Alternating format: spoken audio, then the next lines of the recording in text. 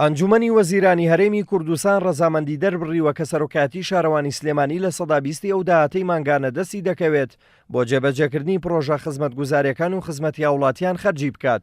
بەو پێش سەرۆکاتی شارەوانی سلێمانی هەڵمەتێکی بۆ قیرکردنی بەشێک لە گەڕەکەکانی ناوشار دەست پێ کردووە. لەوبارەیەوە بەڕێوەبەری بەشی پرۆژەکان لە سەرۆکاتی شارەوانی سلێمانی ڕای دەگەێنێت دابینکردنی ئەو بڕەپارەیە هەنگاوێکی باشە، بەڵام خەرجنەکردنی ئەو بڕەپارەی بڕیارە وەک پارەی هەندان لەلایەن وەزارەتی شارەوانیەوە بدرێت بە کارمەندەکانیان کێشەی بۆ دروستکردوون. دابینکردنی مەوادەکان لەسەر بودجەی شارەوانی ئەکرێت چونکە سەرۆکاتی ئەنجومەنی وەزیران ڕەزامەندی داوە لە سا 20 ئەو داهاتەی کە شارەوانی سلێمانی هەیەتی بۆ خۆی بەکاری بێنە بە ڕەزامەندی بە ڕێز وەزیر. بەزەوەی کە تاکو ئیستا بۆمان نەکراوە ئێمە داوای هاندانێکمان کردووە بۆ ئەو کرێکارانی کە ئیستا کارەکەن کە بە تایبەتی لەم ڕۆژە گەرما کە زۆر گەرمە و قیریش یەکێکە لەو کارانەی زۆر قورسە کە مانگانە شتێکیان بدرێت بۆ تەشجیع، چونکە یەکەمیان قەیرانی داریایە، دووهەمیشیان مەعاشیش نماوە. لەبەرەوە تاکو ئیستا هیچ ڕەزامەندییان ناوێن سەر ڕاوەیە کە وعدیان پیاوین لە بەڕێز وەزیری شارەوانی وعدی پیاوین، بەستا ئیستا هیچ ڕەزامەندێکی فەرمیمان پێ نەگەشتووە. لەلایەکی ترەوە بە بڕیاری ئەنجومەنی وەزیرانی هەرێم مانگانە بڕی 12 ملیار دینار بۆ بەڵێندەران خەرج دەکرێت. وتەبێژی یەکێتی بەڵێندەرانی سلێمانیش ڕای دەگەێنێت دابینکردنی بودجە و دووبارە وەگەڕخستنەوەی پرۆژەکان هەنگاوێکی گرنگە بۆ ڕەخساندنی هەلی کار، بەڵام ئەوەی بەڵێندەرانی نیگەران کردووە خراپی بڕیار و ڕێنمایەکانی وەزارەتی داراییە لە شێوازی خەرجکردنی ئەو پارەی بۆ بەڵێندەران دابین کراوە.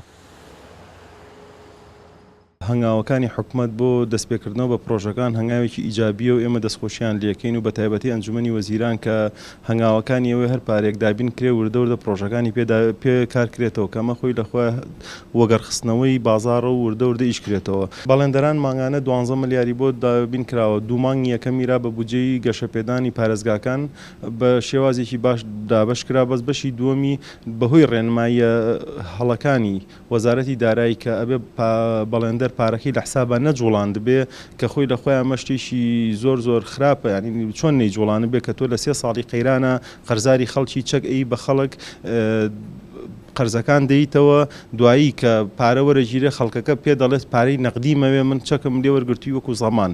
ئێستا تۆ پارەکەی ئەوێتەوە کە ئەمە بۆ تعرقەلەیەک لە وەزارەتی داراییەوە کە قۆناغی دووەم کێشەی تێخست و لە هەمان کاتە قۆناغی سێم کە ئێستا بۆ بودجەیەوە بەرهێنانە ڕێنماییەکی دوور و درێژیان داناوە کە بە چەند مانگێک تەواو نابێت کە خۆی لە خۆیان تووشی کێشە و تووشی ئەوە بێکەم پارێ بە 2 مانگ بەڵێندەر نەتوانێت لە سایە 4 پارەکەی وەرگێت، ئەمە بۆیە تا ئێستا هیچ بەڵێندەرێک هەوڵی نایەوە بچێ وەریگرێ. زیاتر لە 2 ساڵە بەهۆی ئەو قەیرانە دارایی هەرێمی کوردستانی گرتووەتەوە زۆرێک لە پرۆژەکانی کوردستان پەکیان کەوتووە. لە ئێستاشدا دابینکردنی ئەو بڕەپارەیە لەلایەن ئەنجومەنی وەزیرانەوە بانگاوێکی گرنگدا دەنرێت بۆ دووبارە دەستپێکردنەوەی پرۆژە خزمەتگوزاریەکان و ڕەخساندنی هەلی کار بۆ ئەو سەدان کەسەی کە بەهۆی قەیرانی داراییەوە ئیش و کارەکانیان لەدەست داوە. دلێر کەمال، کورسات نیوز، سلێمانی.